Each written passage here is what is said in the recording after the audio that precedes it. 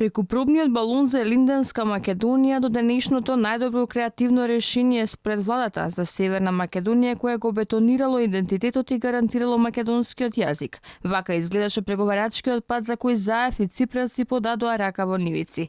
Ветуваше дека нема да дозволи менување институционалниот идентитет, па се поби и самиот ја прикрсти Македонија.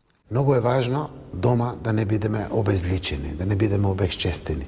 Кога влевавте во оваа влада, таму пишува влада на Република Македонија. Да не мораме тоа да го смене. Со промените на уставот и конечното ратификување на договорот во Грција, тоа станува вековно и трајно и историско, тогаш значи дека ова влада ќе биде влада на Република Северна Македонија. Но и до подпишувањето на спорниот договор, македонскиот идентитет беше забетониран во Обединетите нации.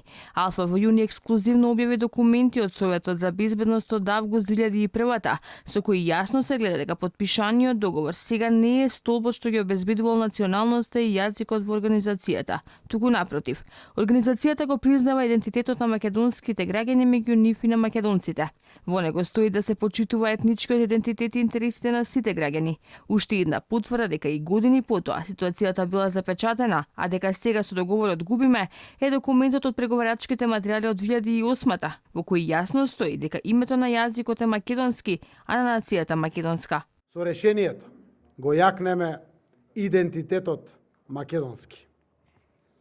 Македонски јазик, македонски народ, македонец, македонка, заштитени и зајакнати еднаш за секогаш. Но и покрај ваквите факти, премиерот најави дека ќе бара од сите членки на Обединетите нации кои не признале под уставното име, сега да не признаваат под новото Република Северна Македонија. Зарем ќе кажеме ние на Америка дека сгрешија што не признаа пред Република Македонија?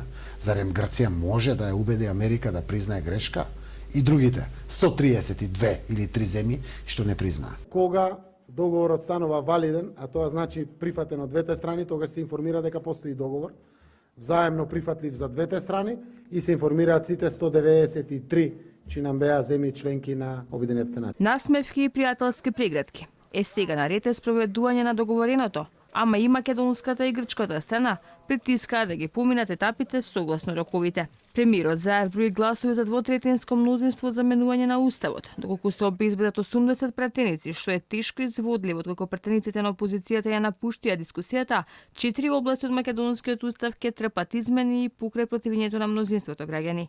Во целиот текст на уставот на Република Македонија пред зборот Македонија се додава придавката Северна. Се минува и преамбулата во делот со Асном, во делот кој ги дефинира границите каде се прецизира подсвеста гаранција за нивна неминливост, како и тоа дека нема територијални претензии. Во делот за грчката диаспората се наведува дека нема да смее да има мишење во внатрешните работи на други земји. Договорот предвидува користење на придавката македонски, но називите на државните институции ќе треба да го следат новото име на државата. Така нема повеќе да има Македонска академија на науките и уметностите, Македонска радиотелевизија, Македонски народен театар, Армија на Република Македонија. Ке се преименуваат споменици, ке се елиминира сонцето од Кутлеш и ке се прави ревизија на историјата. Во меѓувреме, ке се менуваат личните документи и пасошите, но кога ќе истече важноста на патната исправа. Ако двете страни до крајот не го имплементираат договореното, договорот нема да важи, а Македонија за Европската унија останува под привремената референца поранешна Југословенска Република Македонија.